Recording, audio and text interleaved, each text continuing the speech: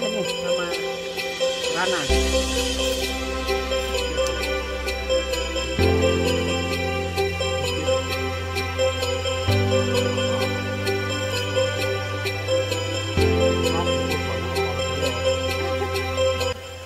Kang Ujang, Rana mau tanya nih, sebenarnya para petani di sini tuh di kebun botani Odesa tuh sedang ngapain sih? Ya kamu lihat sendiri, kita lagi pada makan kan? Iya sih. Iya, di sini itu lagi adain pembibitan, lagi pembesaran gitu. Kemarin itu dapat bibit kecil-kecil, sekarang itu lagi dibesarin biasa di bank bibit Odesa. Ya salah satunya sekarang itu dulu itu di Pasir Kiara ya bang bibit itu. Sekarang itu dipindah di kawasan sini karena di masalah pengairan. Di sini airnya lebih bagus. Di sini ada sekitar berapa bibit sih, Kang? Terus habis itu kalau udah bibitnya nanti udah di sini gitu ya, terus diapain? Di sini itu sekarang itu sekitaran ada 20.000 bibit yang lagi dibesarin itu. Nanti akan disalurkan ke masyarakat-masyarakat yang ada di wilayah Sininyan, terutama yang di perbukitan-perbukitan sana, yang seperti Merak Dampit, Cayur, Bongkor, Buntis ya. Posisinya itu kan di sana itu lahannya kritis, gundul. Tapi penyalurannya nanti kalau bibit ini udah besar, ya sekitarannya itu antaranya itu kalau di Odesa itu biasanya bibit itu minimal 1 meter ya. Jadi antara 5, 6, 7 sampai 8 bulan pasti akan ditaruh dulu di sini. Itu baru akan disalurkan. Waktunya itu. Nah, nanti kan dibagikan nih, Kang. Siapa aja sih yang bakal mendapat itu? Dan kalau misal petani kan banyak banget nih. Itu gimana cara memilihnya? Yang membagikan nanti petani-petani ya yang punya kebun sendiri, bahkan punya kebun garapan. Emang saya juga kalau yang punya kebun garapan itu memang harus dikasih penjelasan dulu ya kalau mau tanam buah-buahan itu, karena ya anggapannya merasa itu tanah orang lain. Jadi tapi sekarang itu memang udah sedikit-sedikit mulai mengerti gimana aturannya nanti sama yang punya. Tapi kalau yang akan menerima pembibitan ya petani-petani itu aja yang ya selama ini Odesa yang suka berhubungan dengan Odesa, tapi kemungkinan buat petani-petani yang lain juga, cuma caranya saya pilah-pilah memang enggak semua. Misalnya seperti pembagiannya itu ya mulai dari 10, 30 bertahap-tahap gitu. Kalau semisal nanti hasil panennya udah ditanam nih, terus habis itu ada panen.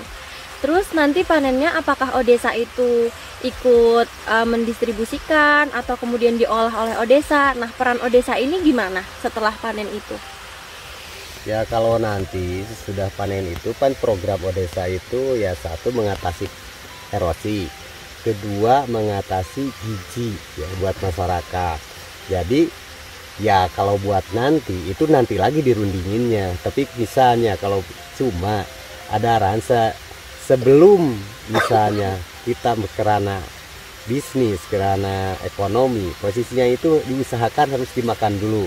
Ya seperti pepaya. Pepaya itu kalau nanam misalnya 20 pohon, itu sekali panen itu paling itu beberapa biji kan. Itu pasti nyukupi keluarganya dulu. Tapi nanti tengah jalan itu banyak juga penjual-penjual yang datang. Tapi kalau Odesa, kalau masyarakat misalnya nantinya dengan keberatan melimpah, ya mau tidak mau paling ikut mempromosikan lewat relasi.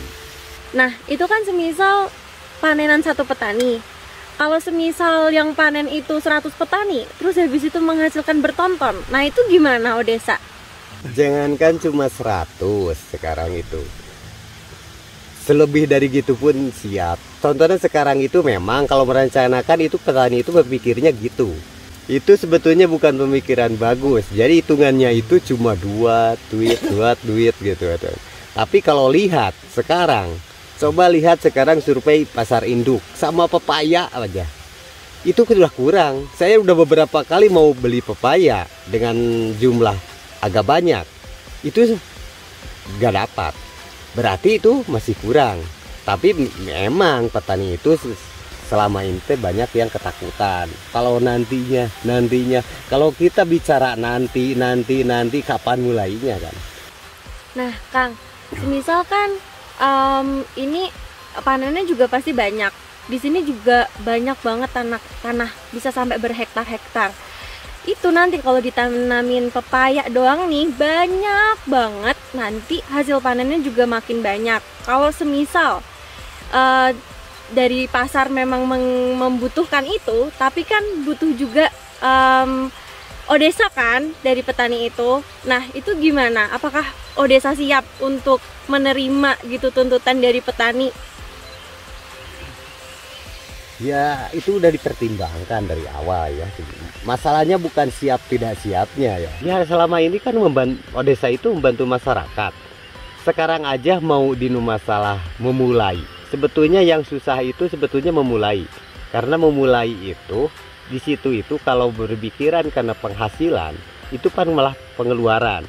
Tapi kalau nanti akhirnya itu pasca panen itu kan mulainya itu bisnis. Kalau bisnis itu kalau memulai biasanya orang itu cuma melihat, menonton coba gitu kan. Tapi kalau pas bisnis di situ ada segi ekonominya biasanya orang itu akan berburu. Tapi misalnya kalau nantinya ya Odesa udah dipersiapkan segalanya. Itu yakin Kang Ujang bisa mengurusi semua itu? Itu beribu-ribu ton loh. Ya saya yakin posisinya. Jangankan cuma eta misalnya nanti kalau buat segitu saya juga bisa kan di situ itu angkut aja saya pakai bisanya ke pasar-pasar induk. Di sini itu kan ada Gede Bage, di Bandung itu pasar induk itu ada dua. Salah satunya ya Gede Bage sama Caringin misalnya. Tapi selain dari itu di Odesa itu kan banyak seperti relasi-relasi seperti dari wartawan, seperti orang-orang yang bisnis buah sampai di orang-orang yang mengelola supermarket.